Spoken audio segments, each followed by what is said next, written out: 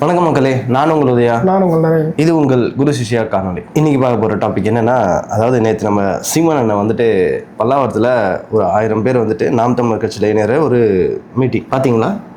பார்த்தோம். ஸோ அதை பற்றி தான் இன்றைக்கி நம்ம பார்க்க போகிறோம். அதில் நிறைய பேரை வச்சு செஞ்சுருக்காரு. நிறைய பேரை சொல்கிறத விட ஆளும் கட்சியை வச்சு செஞ்சுருக்காரு. பார்த்தீங்களா? ஆளுங்கட்சியை வச்சு செஞ்சாருன்னு சொல்ல முடியாது. அது என்ன ஃபேக்டோ அதை பற்றி பேசினார், அவ்வளோதான்.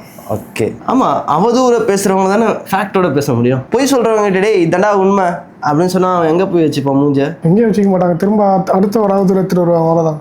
அதே அவதூறு அவனுங்களுக்கு அவதூறு விட்டா வேற பொழப்பே இல்லை. அது இருந்தால் தான் பொழப்ப நடத்த முடியும். சரி வாங்க, அதாவது சீமான் இந்த கார் வாங்குறத ஒரு விஷயம், எவ்வளோ ரூமர், எவ்வளோ விஷயங்கள். டிஎம்கே கிட்டேருந்து பொட்டி வாங்கிட்டாரு. அவர் கரெக்டாக போனதுக்கும் இவர் கார் வந்ததுக்கும் ஒரே டைம் மேட்ச் ஆகுது. இந்த கோத்து பேசுறதுல நம்ம அவதூறு நெல்சனா நாரதர் நெல்சனுக்கு அது சாதாரண ஒரு விஷயம். ஸோ கடைசியா என்ன சொல்லிட்டாருன்னா, டேய் உங்க ஆத்தா தாலி அப்படின்னு கேட்குறாங்க. கரெக்ட் தான். நெல்சன் யாரை கேட்குறாங்கன்னு புரியுதா? அது எல்லாரும் தான். யார் அவதூறு சொல்றாங்களோ அவங்க எல்லாரோட ஆத்தா தாலி அர்த்தம் வாங்கல. அது இல்லாம வெளிநாடுகள்ல பல கோடி பேர் தமிழ் தேசியன்ற ஒரு கொள்கை, அதுக்கான ஒரு கனவு தமிழ்நாட்டில் எப்படியாச்சும் பிறக்கணும் அப்படின்ற ஒரு நோக்கம். அந்த ஒரு நோக்கத்தில் நாம் தமிழர்ன்ற ஒரு அண்ணன் தம்பிங்களை இந்த மாதிரி உறவுகள் என்னைக்குமே கைவிடாதுன்றதுக்கு உதாரணம் இன்னைக்கு ஒரு 1000 பேர் வந்து சேர்ந்துருக்குது. ஸோ ஏன்னா ஒரு நம்மளுக்கு புரியுது, அந்த ஊருக்குள்ளேயே உட்காந்துக்கிட்டு எப்படி அடுத்தவனை கெடுக்கலாம், அடுத்தவன் கூடிய எப்படி கெடுக்கலாம், இப்படிதான் திங்க் பண்ணிருப்பாங்க. அவங்களுக்கு அவங்க ஊரை விட்டு வெளியே ஊரே பற்றி யோசிக்க முடியாது. இதில் எப்படி நாட்டை பற்றி யோசிக்க போகிறாங்க அவங்க? நம்ம ஒருத்தரும் வெளிநாட்டுக்கு வந்து வெளிநாட்டில் நம்ம கஷ்டப்படும் போது இந்த நாட்டு மக்கள் எப்படி பார்த்துக்கிறாங்க கவர்மெண்ட்டு, அடுத்த நாட்டில் கவர்மெண்ட் எப்படி பார்த்துக்குது, இன்டர்நேஷனல் பாலிடிக்ஸ்னா என்ன அப்படின்னு ஒன்று படிக்கும் போது தான் நம்ம ஊரில் சீமான் சொல்கிறது ஆக்சுவல் ரியாலிட்டி என்னன்னு புரியுது. வெளிநாட்டுக்கு வந்ததுக்கப்புறம் தெரியும்.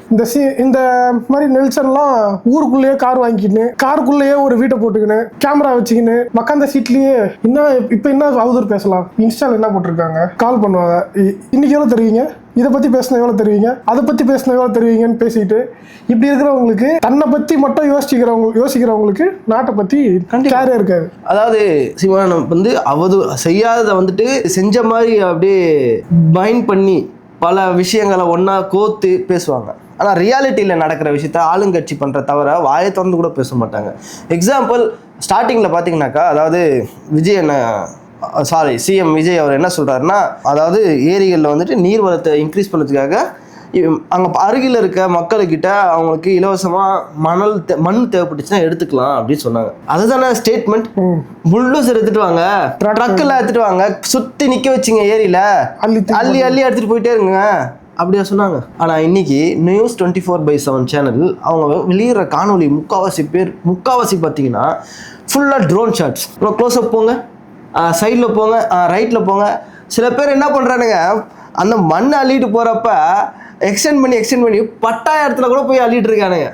கம்ப்ளைண்ட்டும் கொடுத்துருக்காங்க, ஐயோ இது எங்கள் நிலத்தில் வந்துட்டு எடுத்துருக்காங்க இந்த மாதிரி அப்படின்னு. அவ்வளோ திருட்டு வேலை நடக்குது. இப்போ இதெல்லாம் எடுத்துகிட்டு வந்து பேசுறதுக்கு இந்த வண்டு முருகனுக்கு டைம் இல்லை. அதுதான் சொன்னல, அதை பற்றிலாம் பேசிட்டா டைம் வேஸ்ட் ஆகுது. ஏன் 5 கொலை நடந்திருக்கு, சிவானன் பேசியிருக்காரு. அதாவது 41 பேர் மரணத்துக்கு பின்னாடி உங்களுக்கு அரசாங்கம் பண்ணி தரணும்னா நீங்களே ஒரு 5 பேரை வந்துட்டு கூப்பிட்டு அரெஸ்ட் பண்ணி உள்ள வச்சு அடிச்சு கொலை செஞ்சிருக்கீங்க.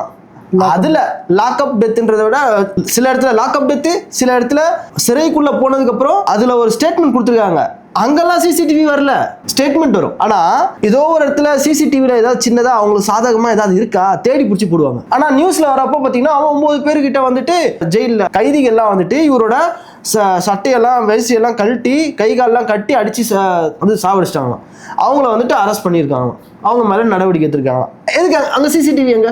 அவங்க தான் கேட்கணும். யார் சொல்றது தான்? அந்த கன்னியாகுமரியில ரீசெண்டா ஒரு ஊனமுற்றோரை அடிச்சு சாவடிச்சாங்களா, அந்த கேஸ்ல சொல்றேன். ஐயா, பல இடத்துல சந்தேகங்கள் நிறைய எழும்புது. அதெல்லாம் வந்துட்டு ரியாலிட்டியில நடந்த விஷயங்கள். அதை பேசுறதுக்கு இந்த வண்டு முருகனுக்கு டைம் இல்லை. ஆனா இந்த மாதிரி அவதூற பேசுறதுக்கு பேசிட்டே இருப்பாப்புல. அதுலயும் நம்ம சிம்மான்னு ஒரு விஷயத்த சொல்றாங்க, டேய் நம்ம எதிரிக்கு எது நம்ம பண்ணா கோவம் வருதோ அதை விடாம செய்யறா. உங்களுக்கு சந்தோஷமா இருக்குது அது சொல்லும் போது. எதிரிகள் கோவம் வருதுன்னா உண்மையை சொன்னா கோவம் வரும். அதுதான் உண்மையா பேசிட்டே இருங்க, உறக்க பேசுங்க, சத்தமா பேசுங்க, தைரியமா பேசுங்க, திமுறா பேசுங்க, ஆமாண்டா அப்படின்னு சொல்லுங்க. நாங்க ஃப்ளைட்டே வாங்குவோம், உனக்கு என்ன நோவுது? அது கரெக்ட் தான். ஏன் உன் அப்பா வீட்டு காசை நாங்க எடுத்து சாப்பிட்டுக்கிறோம்? அப்படியே மக்கள் காசை அள்ளி சாப்பிடு. மக்களோட இயற்கை வளம் அதை அள்ளிட்டு போறாங்க, கேட்கறதுக்கு வக்கு இல்லாத திராணி இல்லை. சரி, அடுத்த இடத்துக்கு வரலாம். அதாவது அந்த இடத்துல சில பேர் பெண்கள்லாம் ரொம்ப நேரம் நின்றுட்டு இருந்தாங்க பாத்தீங்களா? அந்த இடத்துல சீமானன் என்ன சொல்றாருன்னா, நாம் தமிழர்ன்ற ஒரு ஆக்சுவலா அது கட்சியே கிடையாது, ஒரு படை. நம்ம வந்து நாட்டை வந்து வழிகாட்டுதல் பண்ற ஒரு மக்களுக்கான ஒரு படை. அந்த மக்களுக்கான படையை வந்து திரட்டி அதை வந்துட்டு மக்களுக்கான சேவையை நம்ம செய்ய போறோம். ஸோ அது ஆரம்ப புள்ளி எப்படி இருக்கணும்? அதாவது பெண்கள் அங்கங்க ஒரு மீட்டிங் நடக்குதா, அந்த இடத்துல வந்து நிக்கிறாங்களா, ஃபர்ஸ்ட் அவங்களுக்கு இடம் கொடுங்க. ஸோ அந்த இடத்துல பார்த்தீங்கன்னா சில இதெல்லாம் வந்து பண்ணாம நீ என்னோட என்னது பிரபாகரன் அவரோட பிள்ளை அவரோட தம்பி அப்படி சொல்லிட்டுலாம் இந்த இதுல இருக்காதீங்க. தன்னை ஃபர்ஸ்ட் நிறுத்திக்கணும்னு நினைக்கக்கூடாது. அதுதான் நான் எனக்கு பிடிச்சது என்னன்னா, இது கட்சியே கிடையாது. முதல்ல கட்சிக்குள்ள வந்துட்டு இந்த பதவி கிடைக்கும் அந்த பதவி கிடைக்கும் அதை யோசிச்சுட்டுலாம் இங்க வரக்கூடாது. இங்க வந்தா நம்ம வந்திருக்கிறது எதுக்குன்னா, முதல்ல நாம் தமிழரை யூஸ் பண்ணக்கூடாது. நாம் தமிழர் வாழ்கன்னு சொல்லிட்டு இது சொல்லிட்டு இருக்காதீங்க. இது வந்துட்டு தமிழ்தாய் வாழ்க, தலைவன் பிரபாகரன் வாழ்க. இது மட்டும்தான் மைண்ட்ல இருக்கணும். நாம் தமிழர் வாழ்கன்னுலாம் வெளியே கோஷிடக்கூடாது. அதுக்கப்புறமேட்டு நான் வெளியே கார்ல வரேன், இங்க வரணும் அண்ணா கத்துறது, போகும்போது காருக்கு கை காட்டுறது, இதெல்லாம் இருக்கவே கூடாது. இந்த மாதிரி பில்டப் பண்றது இதெல்லாம் பண்ண வேணா. நான் பாட்டுன்னு வருவேன், பேசுவேன், நான் பாட்டுன்னு போவேன். நீ பாட்டுன்னு நீ என்ன பண்ணுமோ அதை பண்ணிட்டு போயிட்டே இரு. இந்த மாதிரி எந்த தலைவனும் பேசி நான் கேட்டதும் கிடையாது. அது மட்டும் தான் சொல்றாரு, யாராச்சும் ஒழுக்கத்தை கடைப்பிடிக்காம இஷ்டத்துக்கு பண்றதை பார்த்தனா வெளியே இருக்கவனுக்கு கிடையாது ஃபர்ஸ்ட் பச்சை மாட்டை, உனக்கு தான் ஃபர்ஸ்ட் பச்சை மாட்டேன்னு மேடையில் இருக்கும்போது மிரட்டுறாரு. அதுலயும் இன்னொன்று, சிஎம் ஜோசப் விஜய் அவர் என்ன சொன்னார்னா, ஒரு வாக்குறுதி தராரு. இந்த மாதிரி பதவி ஏற்ற உடனே 200 யூனிட் இலவச மின்சாரம் சொன்னாரு.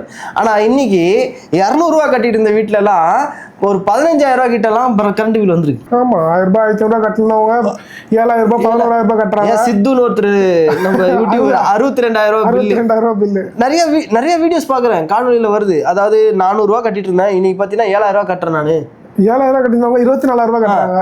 ஸோ நிலைமையை பார்த்தீங்கன்னா இலவசம் சொல்லிட்டு ஒரே இடத்துல போட்டு அப்படியே வாங்கிட்டாங்க. அதுதான் ஒரே வருஷமா சொல்லிட்டு இருக்காரு, எது இலவசமோ எதை இலவசமா தரணுமோ, ஆக்சுவலா எதை இலவசமா தரணுமோ கல்வி அதை கொடுக்காம அதெல்லாம் பிரைவேடைஸ் பண்ணிட்டு எதை தரவே தேவையில்லையோ, முதல்ல கேட்கவே இல்லையோ மக்கள், அதை தூக்கி தூக்கி கொடுப்பாங்க.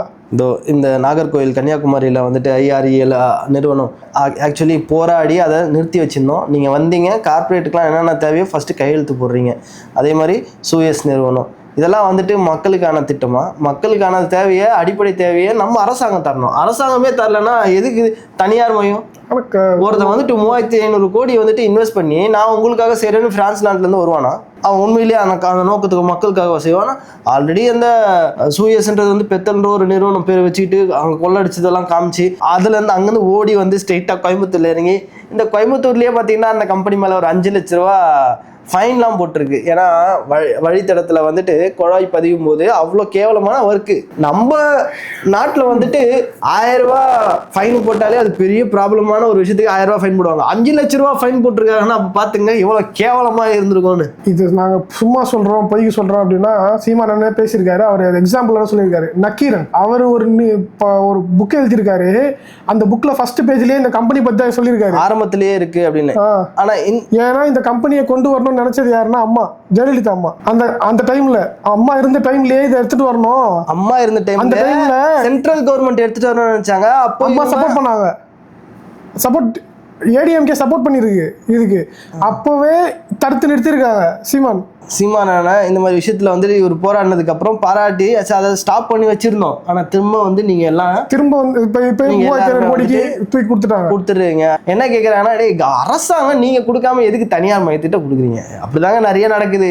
இங்கே டேட்டா சென்டர்னு சொல்லி ஒன்று ஓப்பன் பண்ண போகிறாங்க, LNTக்கு ப்ராஜெக்ட் தர போகிறாங்க, ஏகப்பட்டது நடக்குது. எல்லாமே கார்பரேட் பார்த்தீங்கன்னா எல்லாம் இயற்கை வளத்தை எடுக்கிறதுக்கு தான் வராங்க தவிர்த்து இயற்கை வளத்தை விட்டுட்டு வேற எந்த ஒரு திட்டமும் இல்லை. அதே மாதிரி பக்கத்து ஒரு சீஃப் மினிஸ்டர் வந்து நம்ம ஊர்ல இருந்து கொஞ்சம் மலையை மட்டும் வெட்டி எடுத்துக்கிறேன், கொஞ்சம் மண்ணை மட்டும் தூக்கிறேன், எங்கள் ஏரியாவில் வீடு கட்ட முடியல அப்படின்னு ரெக்வஸ்ட் பண்ணுறாரு. இதுக்கெல்லாம் காரணம் இல்லை, இது எந்த அளவுக்கு இருக்குன்னா, ரொம்ப இதெல்லாம் பத்தி டிவிக்கு வாரியர்ஸ்லாம் பேசுவாங்களான்னு கூட தெரியல. நம்ம பேச மாட்டாங்க. ஏன்னா என்ன சொல்லுவாங்க, ஹெல்ப் தானப்பா கேட்குறாங்க, கொஞ்சம் கொடுத்து உதவுனா என்ன ஆகிட போகுது, கெஞ்சுறாங்க அப்படி கொடுப்போம் அப்படிதான் பேசுவாங்க. அதாவது டே பைத்தியக்காரங்களா, சீமானன் அப்படிதான் சொல்றாரு, டே பைத்தியக்காரங்களா அவங்க ஊர்லயும் மழை இருக்குது. இன்னும் கேட்டா ரொம்ப ஆழமா போய் பேசுறாரு. தாய் பால் குடிச்ச தாயோட மாற அறுத்து எடுக்கணும்னு நினைப்பீங்களா யாராச்சும்? அதெல்லாம் பண்ணிட்டு இருந்தானுங்க.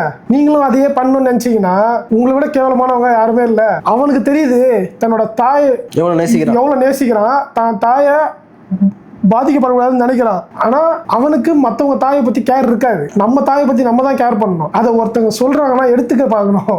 அதை பத்தி தப்பா பேசி அவதூறு பேசினா கடைசியா பாதிக்கப்படுறது நம்மளாதான் இருப்போம். சரி, இப்போ நாம் தமிழர்ன்ற கட்சி இல்லைன்னா நம்ம இதை பேசியிருப்போமா? இதெல்லாம் வாய்ப்பே இல்லை. இயற்கை வளத்தை பத்தி பேசியிருப்போமா? இந்த அடுத்த கேரளா சீஃப் மினிஸ்டர் இந்த மாதிரி சொல்றாரு, இது தப்புன்னு சொல்லிட்டு பேசுறதுக்கே நம்ம சீஃப் மினிஸ்டருக்கு தெரியல, இதை பத்தி பேசல. கேட்டா எதுக்கு பேசணும், நாங்க செயல்ல காட்டுவோம். செயல்ல காட்டும். ஏன்னா செயல் வீரர்கள் இவங்க எல்லாம் 3 மாசத்துக்கு தடை விதிச்சாங்க.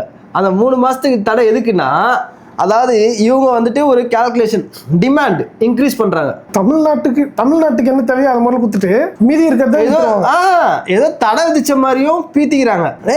முட்டாள்களா, அது 3 மாசத்துக்கு நம்ம ஸ்டேட்டை விட்டு இன்னும் ஸ்டேட்டுக்கு போக கூடாதுதான் சொல்லியிருக்காங்க இந்த அரசியல் சதுரங்கம். ஆனா ஆக்சுவலா ஒரு எக்ஸாம்பிள் செட் ஆயிருக்கு. என்னன்னா, நம்ம ஒரு விஷயத்த ஸ்டாப் பண்ணா அடுத்த ஸ்டேட் எப்படி கெஞ்சுதுன்னு தெரியுது இல்ல. ஒரு எக்ஸாம்பிள் இருக்குல்ல, இதை ஒரு எக்ஸாம்பிளா எடுத்துட்டு நம்ம கிட்ட இருந்து என்னென்ன போதோ அதை ஸ்டாப் பண்ணிட்டு நம்மளுக்கு வர வேண்டியது வாங்கலாம்ல. ஐயோ, இங்க பாருங்க, இதை யோசிக்கிறதுக்கு கூட அறிவு இல்லையே. இதை குத்துட்டு அதை வாங்கணுமா? இங்க கேளுங்க. அதாவது கோர்ட்ல ஆல்ரெடி நாம் தமிழர் சார்ந்து பல வருடங்களுக்கு முன்னாடியே வந்து கேஸ் போட்டு சில மலை வளங்கள்ல வந்து கடத்திட்டு போறதை வந்து நிறுத்தினாங்க. அப்போவே பார்த்தீங்கன்னா அந்த கேரளாவில் இருந்துட்டு அரசாங்கம் மூலியமாகவும் வந்து கோர்ட்டில் கேஸ் போடுறாங்க தமிழ்நாட்டில். அதாவது நீதி அரசர்கிட்ட கேட்குறாங்க, எங்களுக்கான கன்ஸ்ட்ரக்ஷன் இங்கேருந்து தான் தேவை, அதை ரிலீஸ் பண்ணுங்க. அது இப்போ இல்லை, ரொம்ப கேவலமா இல்லை. இது வந்து இது எப்படி திமுக ஆட்சியிலேயே இது நடந்து துயரம் தான். வேற ஒரு ஸ்டேட்ல இருந்து இந்த ஊர்ல ஸ்டேட்டுக்கு வந்து கேஸ் போட்டு வாங்கி போவாங்களாமா? அந்த அளவுக்கு நடக்குது நம்ம ஊர் அரசாங்கம். அப்படி இருக்காங்க. அது சரி, நம்ம அண்ணன் சீமான் அண்ணனோ இல்லை விஜய் அண்ணன் வந்தா அதெல்லாம் செஞ்சிருவாரு அப்படின்னு சொல்லிட்டு நினைச்சிருந்தாங்க. இல்லை, நான் என்ன கேட்குறேன், அப்போ எனக்கு புரியல. அப்போ இவங்க போயிட்டு கர்நாடகாவில் கேஸ் போட முடியுமா தண்ணி தர மாட்டாங்கன்னு? உள்ள போனாலே அங்க அப்படியே இப்படி டாரா கிழிக்கிறாங்க. அதான் கடவுளின் பிள்ளைன்னு சொன்னாங்களாமே. அப்ப யாருக்கு நாட்டை பத்தி கேர் இருக்கு? யாருக்கு நாட்டை பத்தி கேர் இருக்கோ அவங்கள வந்துட்டு மக்கள் ஒதுக்கி வைக்கிறாங்க. மக்கள் அவங்களுக்கு ஆதரவு கொடுத்தாங்கன்னா நாடு நல்லா இருக்கும். இந்த மாதிரி ஆக்கப்பூர்வமான விஷயத்தை பத்தி பேசணும், நாட்டுக்கு எது நல்லது அதை பத்தி பேசணும் அப்படின்னு நம்ம எதிர்பார்த்தா இந்த டிவிக்கேல இருக்க அமைச்சருங்கள்லாம் ஒருத்தர் பேசாம சிரிச்சிட்டு போறாரு. அவர்கிட்ட 10 வாட்டி கத்துறாங்க.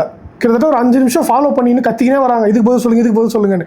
கடைசியாக அந்த நியூஸ் ரிப்போர்ட்டர் ஃப்ரெண்ட்ஸுங்க இருப்பால 2 பேர் பேசிக்கிறாங்க. அவங்களே பேசிக்கிறாங்க. அந்த ஆள் அவர் தான் ஒன்றுமே பேச மாட்டாரு. அவர் பின்னாடி ஏன்டா கத்திக்கின்னு ஓடுறீங்க அப்படின்னு. ஒன்றுமே இல்லை. அவரை பார்த்து நீங்கள் கேட்க வேண்டிய கேள்வி என்ன இருக்கும் தெரியுமா? சார், ஜனநாயகம் படம் சூப்பராக இருந்ததுல்ல சார்? அது கரெக்டாக நின்று 5 நிமிஷம் பேசிட்டு போவார். ஸ்கூலில் பிரியாணி போடுறத பற்றி யாருக்கு பிரியாணி டெண்டர் கொடுக்க போறீங்க? பிரியாணி டெண்டர் ஒரு பிரியாணி எவ்வளோ ரேட்டு ஃபிக்ஸ் பண்ணியிருக்கீங்க?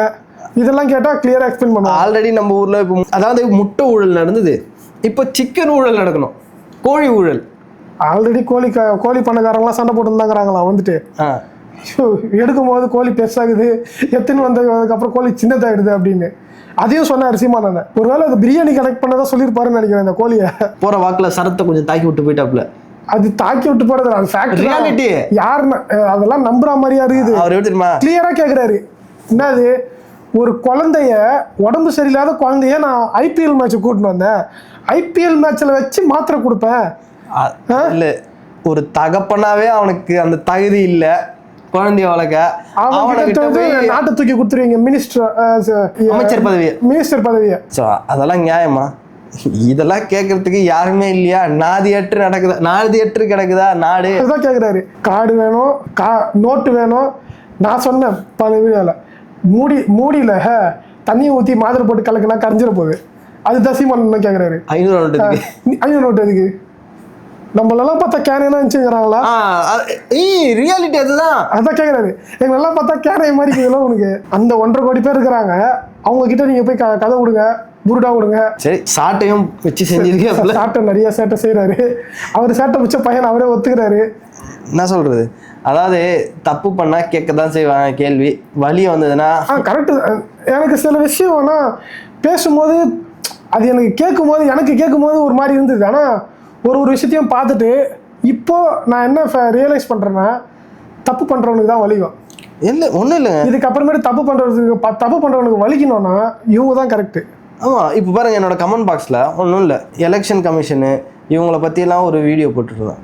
அதுக்குள்ளே பார்த்தீங்கன்னா அவ்வளோ அவதூறு. சரி ஓகே, இப்போ நீங்கள் சரத் அவரோட வீடியோஸ் இருக்கும்ல, ஏகப்பட்ட வீடியோஸ் இருக்கும். கீழே போய் பார்த்தீங்கன்னா ஒன்றுமே இல்லை, சிம்பிளாக முட்டு கொடுப்பாங்க. அதை இந்த ஆட்சியில் இல்லை, அது திமுக ஆட்சியில், திமுக தான் அதுக்கு காரணம், சரத் அவருக்கு காரணம் இல்லை. நீங்கள் ஒன்றும் கவலைப்படாதீங்க, நாங்கள் இருக்கோம். எல்லாரும் அப்படிதான் பேசுவாங்க. நீங்கள் அமைச்சரே என்ன சொல்கிறாங்க, இல்லை அப்படிதான் சப்போர்ட் பண்ணுவாங்க. அந்த ரெட்ஃப்ளிக்ஸ் அந்த தாடி விட்டுக்கிட்டு ஒருத்தர் இருப்பாரு, அவரு நான் ரொம்ப வருஷமா நல்லது பேசுறாருன்னு நினைச்சேன். அவர் என்ன சொல்லுவாரு, அது இந்த ஆட்சியில இல்ல, அது யாரோட ஆட்சியில, திமுக ஆட்சியில, திமுக அதாவது காரணம், சரத்து இல்ல. என்னத்தான் சொல்றது, இப்போ கூட நடக்குது அங்கங்க போதைன்ற பேர்ல நீங்க வந்துட்டு மெத்தமெட்டோன்னு அப்புறம் கலோட்டு லொசுக்கெல்லாம் பேசுறீங்க. உண்மையிலே சரக்கும் தான் போதை. அதெல்லாம் எப்படி ஒழிப்பீங்க? கடைசியா நீங்க அதை ப்ரொமோட் பண்றீங்க ரெஸ்டோ பார்ன்ற பேர்ல. பண்ணுங்க, எவ்வளவு பண்ணுமோ பண்ணுங்க, மக்களும் பார்த்துட்டு இருக்காங்க. 1.5 கோடி பேரா என்ன பண்ணாலும் அதான் சொல்லிட்டாரு சீமான், மக்கள் ஓட்டு போடணும்னு சொல்லிட்டு வரல. நம்ம மக்கள் அவங்கள இருந்து தான் நம்ம வெளியே வந்திருக்கோம். பிரச்சனைன்னு ஒண்ணு நடக்கும்போது கூட நிக்கணும். உங்க ஊர்ல பிரச்சனை நடக்குதா, போய் கூட நில்லுங்க. போராட்டம் பண்றாங்களா, போய் நில்லுங்க, போராட்டம் பண்ணுங்க. ரத்தம் மக்களுக்காக நில்லுங்க. ரத்தம் தேவையா, ரத்தத்தை கொடுங்க. உங்க தொகுதியில உங்களுக்கான ஒரு பலத்தை உருவாக்குங்க. நாங்க இருக்கோம், நாம் தமிழர், அதாவது பிரபாகரன் பிள்ளை, நாங்க அவங்களோட அண்ணன் தம்பிகள். அதான் அறிவில்லாம சில பேர் தப்பு பண்றாங்க. அவங்க உணரணும்னா ஒருத்தங்க நல்லவங்க கூட இருந்தாதான் அது உணர்வாங்க. அவங்களுக்காக தான் நம்மள அரசியல் பண்றோன்றதை அவங்களுக்கே புரிய வைங்க, அவ்வளவுதான். ஸோ மீண்டும் ஒரு நல்ல காணொலியில் திரும்ப சந்திப்போம். அதுவரை உங்களிடம் விடைபெறுவது உங்கள் உதயா மற்றும் உங்கள் நிறைய பாய்.